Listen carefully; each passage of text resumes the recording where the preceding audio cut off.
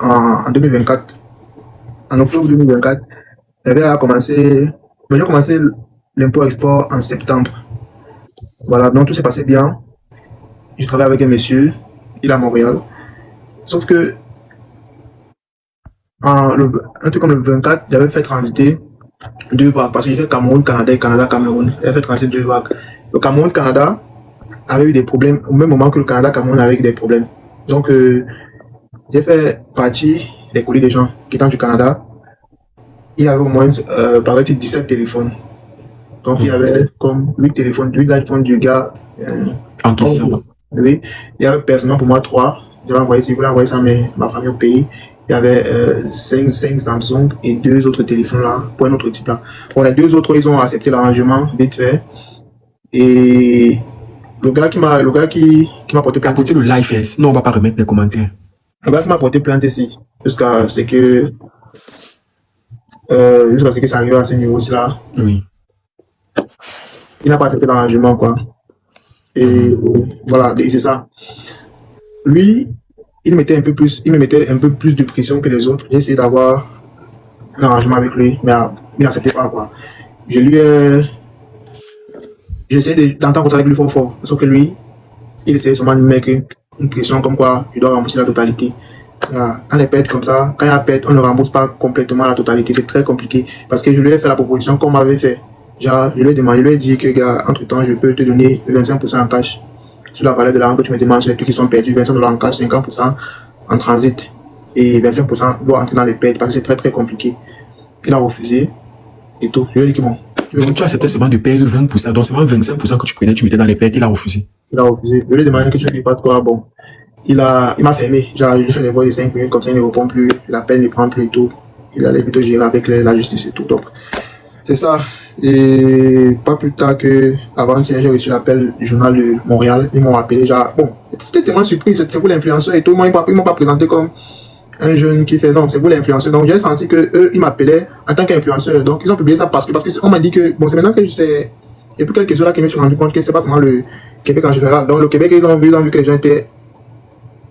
Ça a suscité un peu beaucoup de réactions. D'interactions, bien sûr. Le Montréal a aussi publié. Tu vois, c'est un peu. Comme ils ont su que tu es influenceur, ils pensent qu'en faisant ça, tu vas servir de cobaye aux autres et d'exemple. Donc, ils ont aussi publié. Donc, moi, je suis un peu perdu et tout. Donc, je sais, comme je vois aussi comme vous là et tout. Tout le monde fait que m'appeler, moi, m'écrit et tout. Donc, il y a beaucoup de gens qui m'appellent et disent que vraiment, ils sont vraiment désolés. Parce que, ils sont vraiment désolés parce que c'est quand ça marche, ça commence à bien marcher. Parce qu'il y a beaucoup de gens ici, s'ils peuvent témoigner, il y a beaucoup de gens ici, qu'après l'incident que j'ai eu ici, ils ont eu à me refaire confiance. Et bien sûr, je vois comment tu travailles. J'ai eu des bons retours de ton truc en plus. J'ai eu à transiter les trucs. C'est passé normalement. J'ai depuis 1 an. Il n'y a plus jamais de problème. Mais l'affaire, si je vois comment c'est en train de vouloir me gâter. Je comprends que tu commençais le business en ce moment-là aussi. Il y avait plein de louages que tu ne maîtrisais pas. Mais il y a un truc que je ne comprends pas en fait. Parce qu'il faut prendre un avocat. Il y a un truc que je ne comprends pas. Pourquoi vous, les Camerounais, vous êtes méchants? Je regarde là pour savoir en fait, mais pourquoi vous êtes méchants? Il ne t'a pas volé. Vous savez très bien ce qui s'est passé. Il ne t'a pas volé. Il a perdu les colis. Il a eu un problème avec la douane. On connaît tous comment la douane est compliquée. Même ici en France, il y a des colis qui n'entrent pas et qui ne sortent pas. Comment on peut te dire qu'on a perdu les colis? On entre pour arranger avec toi. C'est-à-dire que la personne t'écrit, tu ne réponds plus, tu pars gérer directement. Pourquoi vous faites ça à nos frères africains en fait? Tu sais que c'est un frère, c'est un jeune. Il arrive au Canada, il a voulu se battre. Tu connais qu'il a le statut étudiant. Ce n'est pas vraiment évident pour lui. Il venait d'arriver au Canada. Je crois que le moment que ça se passait, tu avais combien de temps au Canada? Peut-être 7 mois. 7 mois. Si quelqu'un parle encore de pareil, c'est la vidéo de pareil, si vous mutez. Mutez-les, vous les bloquez. C'est aujourd'hui que par exemple, c'est au tribunal, ou c'est aujourd'hui qu'on a eu à régler ce problème au tribunal. Mutez-me-les. Directement. Bien que vous voyez le message, vous les mutez directement pour tout le live. Donc ça faisait 7 mois que tu étais au Canada. Mais 7 mois quand même. S'il a seulement 7 mois au Canada, vous n'avez pas pitié de lui. C'est pas qu'ils sont les victimes. Man, et le type là même en question, j'essaie même de l'appeler, il ne prend pas. Il pense qu'il est même connu sur les réseaux. Ouais, il faut aussi quand même les TikTok là. Son nom c'est qui? Ça s'appelle... Non. Ben, on va voir ça sur Snap tout de suite. Ok, ouais, tu écoutes ça. Vas-y. Ne dis pas. Mais vous êtes tous des jeunes. Like. C'est tous des jeux. C'est pour ça qu'au Canada, vous avez la vague des Canadiens, certains gars au Canada, ils ont trop fréquenté comme ça. Vous savez, le Canada, c'est pour les enfants qui ont trop fréquenté au Cameroun. Hein. Bon, pas tout le monde. Hein. Vous avez une vague aussi des personnes bêtes là. Au pire, les comédiens. Au pire, les influenceurs là. Mais je ne comprends pas. Ils sont trop intello. Tu sais que les gars qui sont avocats, vous êtes trop intello.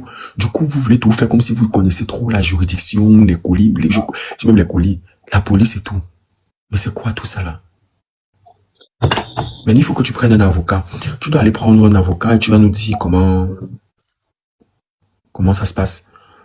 Parce qu'après, tu n'as pas volé. Et le pire, c'est quels titres qui sont allés mettre comme ça. Comment ils ont dit que tu as fait disparaître 8 téléphones?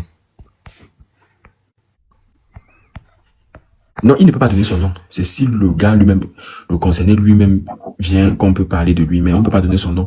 Quand tu n'as fait déjà la police, il y a des choses qu'il faudrait éviter. Il ne va pas donner son nom. C'est pour éviter d'empirer la situation, en fait. Mais je pense pas, on dit que le casier judiciaire ne peut pas être sali. Est-ce qu'il a dormi 3 jours? Moi, je sais pas si c'est pareil qu'au Cameroun. Est-ce qu'on peut te convoquer directement, tu as ton casier judiciaire sale? Parce que moi, je connais les personnes que tu as fait partir le colis, hein. Que tu as fait partir tout récemment le colis au Cameroun. Je travaille avec beaucoup de personnes. C'est juste que, tu sais, moi, j'ai remarqué dans la vie que quand tu fais beaucoup de trucs positifs, il faudrait que ça soit beaucoup pour que les gens viennent témoigner. Il suffit que tu passes un truc négatif pour qu'on s'acharne, tu vois. Il y a beaucoup de gens ici au Canada que tu vas traverser les colis, mais tu vois, on va jamais venir dire trucs et tout. Donc après, c'est la vie. Moi, tout ce que je pense faire, c'est de gérer ça vite fait et tout, parce que je ne compte pas abandonner l'entrepreneuriat juste pour des trucs qui m'arrivent et tout. Mais personne n'a même essayé de vous faire l'assise là-bas au Canada. Vous avez des amis en commun. Ouais, un flot d'amis en commun. Sauf que lui, les amis en commun, les amis qui me connaissent, ce sont des gens avec qui tu vois. Et maintenant, ils passent plutôt derrière pour me saler avec. Il y a un truc que je peux pas parler tellement ici, mais il y a un truc qu'il avait entendu, tu vois. On sort comme ça, on a un problème dehors. Au lieu qu'il vienne, il reçoit l'information de moi que la personne qui allait lui dire. Au lieu qu'il vienne me dire que non, man, voilà la situation qu'il y a sur toi, il part plutôt raconter à tout le monde comme quoi, moi j'ai tel problème, je suis là, je sens que j'ai encore tel problème. Donc tu vois, lui il ne va pas me dire directement, il va dire aux gens avec qui j'ai eu des soucis. Et parce que bon, et peut-être c'est seulement avec les gens là avec qui il s'entend et tout. C'est un peu comme l'autre camp. Moi je vois ça comme ça. Mais il y a vraiment un véritable problème. Il y a un leadership chez vous au Canada. Moi, je comprends même pas. Vraiment, il y a un leadership qui n'en dit pas son nom. Mais vous allez vous écraser. Mais c'est quoi tout ça là en fait? C'est-à-dire qu'on a une situation aussi grave. Vous êtes tous des personnes qui sont débrouillées. Avant vos visibilités là, si on coupe Internet, tout cela et tout, on va voir les qui vont aller travailler dans la vraie vie. Arrêtez ça. On est tous sortis pour aller se battre. C'est quoi comme ça que petit business comme ça là, vous mettez tous les problèmes du Cameroun dessus en fait? Hein? C'est quoi tout ce problème, tous ces problèmes-là? Je ne comprends pas. Vous savez quel problème là-bas au Canada, même vous, les gars du Canada là? Vous êtes allés là-bas fréquenter, vous êtes partis créer les camps là-bas.